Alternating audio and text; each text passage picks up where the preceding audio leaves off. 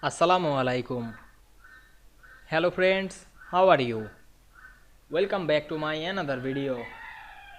In this video, I am going to show you how to draw a line on a picture in Microsoft Publisher. Let's get started. At first, we have to open a Publisher document. Now we want to draw a line on a picture. At first, insert a picture. Go to the Insert menu. Then click the Picture option. Then click a picture, then click Insert.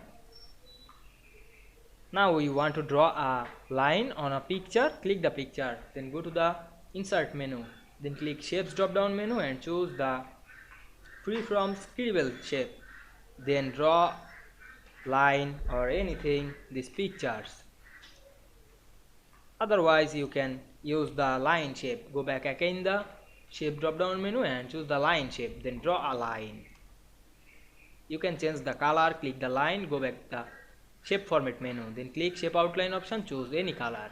You can increase the size. Now we can see we draw a line on this picture very easily. I hope you enjoyed the video. Please like, comment, share and subscribe my channel. Thanks for watching.